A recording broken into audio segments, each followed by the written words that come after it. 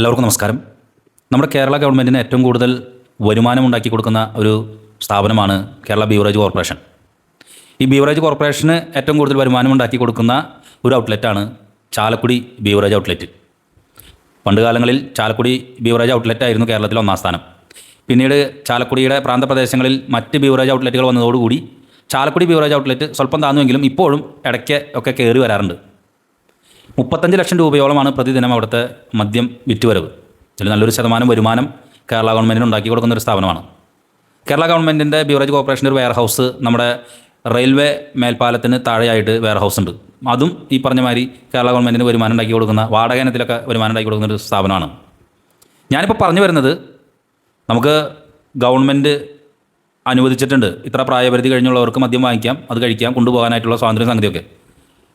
Chalakudy beverage ഔട്ട്ലെറ്റിലേക്ക് ചെന്ന് കഴിഞ്ഞിട്ടുണ്ടെങ്കിൽ, അതായത് 35 ലക്ഷം രൂപ പ്രതിദിനം വിറ്റ് വരവുള്ള ചാലക്കുടി ബീവറേജ് ഔട്ട്ലെറ്റിലേക്ക് ചെന്ന് കഴിഞ്ഞാലുള്ള സ്ഥിതി എന്താണെന്ന് വെച്ചിട്ടുണ്ടെങ്കിൽ, ഇതിൻ്റെ പ്രീമിയം കൗണ്ടറുണ്ട്, നമുക്ക് സെൽഫായിട്ട് എടുക്കാവുന്ന കൗണ്ടർ. ആ കൗണ്ടറിൻ്റെ അവിടേക്ക് ചെന്ന് കഴിഞ്ഞിട്ടുണ്ടെങ്കിൽ എല്ലാം കാലിയായിട്ടിരിക്കുകയാണ്. എല്ലാ ഷെൽഫുകളും മിക്കവാറും കാലിയായിട്ടിരിക്കുകയാണ്. എന്താണ് സംഭവം? ഞാനത് അവരോട് ചോദിച്ചു.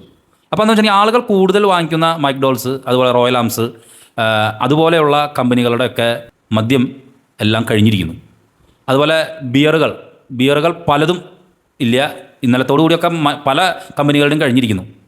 എന്താണ് ഇങ്ങനെ വരാൻ സാധ്യത? കാരണം ഇത്രയും വിറ്റ് വരുമാനമുള്ള ഒരു ഔട്ട്ലെറ്റിലേക്ക് സാധനങ്ങൾ ഇങ്ങനെ വന്നുകൊണ്ടിരിക്കില്ലേ? ഇവിടെ എന്താണ് അത് വരാത്തത്?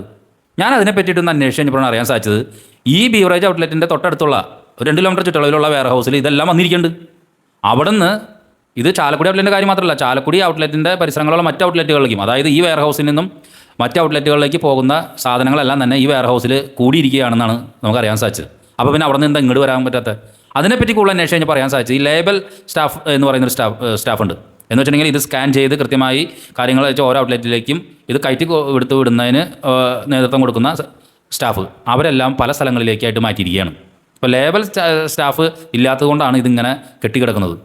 ഇത് ഔട്ട്ലെറ്റുകളിലേക്കൊന്നും ചെല്ലുന്നില്ല, ഔട്ട്ലെറ്റുകളൊന്നും തന്നെ ഇല്ല. അപ്പോൾ അങ്ങനെ വരുമ്പോൾ എന്ത് ചെയ്യും?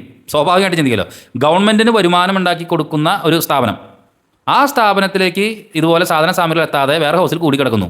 അങ്ങനെ വരുമ്പോൾ ഈ മദ്യം വാങ്ങിക്കാൻ വരുന്ന ആളുകൾ മറ്റ് സോഴ്സുകൾ നോക്കും. സ്വാഭാവികമായിട്ട് അവർ ബാറുകളിലേക്ക് പോകും. അപ്പോൾ ബാറുകളിലേക്ക് പോകുമ്പോൾ ബാറുകളിലെ വരുമാനം വർദ്ധിക്കും. ഇതിൻ്റെ ഇടയിൽ എന്തെങ്കിലും താത്വിക ഇടപാടുകളുണ്ടോ? ഒന്ന് ചിന്തിക്കുന്നത് നന്നായിരിക്കും. എന്തുകൊണ്ടാണ് ഇങ്ങനെ ഈ ചാലക്കുടി ബീവറേജ് ഔട്ട്ലെറ്റും അതുപോലെ തന്നെ പ്രാന്തപ്രദേശ ഔട്ട്ലെറ്റുകളൊന്നൊക്കെ ഇതുപോലെ മദ്യം ഇല്ലാത്തൊരവസ്ഥ വരികയും വെയർ ഹൗസിൽ ഇത് കൂടി കിടക്കുകയും ചെയ്യുന്ന ഒരു അവസ്ഥയിലേക്ക് എത്തിച്ചേരാനുള്ള കാരണം എന്താണ്? ജനപ്രിയ ബ്രാൻഡുകളൊന്നും തന്നെ ഈ ഔട്ട്ലെറ്റിലില്ല, എല്ലാം കാലിയായിട്ടിരിക്കുന്ന അവസ്ഥ. ഞാനിത് അറിഞ്ഞിട്ട് ഞാൻ അന്വേഷിക്കാൻ പോയതാണ്. അപ്പോൾ അവിടെ ചെന്ന് കഴിഞ്ഞപ്പോഴാണ് ഈ സ്ഥിതിവിശേഷം കാണുന്നത്. അവിടുത്തെ സ്റ്റാഫുകളോടൊന്നും ചോദിച്ചിട്ട് കൃത്യമായിട്ട് നമുക്ക് ഉത്തരം പറയില്ല. ഇല്ല എന്നാണ് അവിടുത്തെ സ്റ്റാഫുകൾ പറയുന്നത്, മറ്റു കാര്യങ്ങളൊന്നും പറയുന്നില്ല. തീർച്ചയായിട്ടും ഇതിലൊരു അട്ടിമറിയുണ്ട്.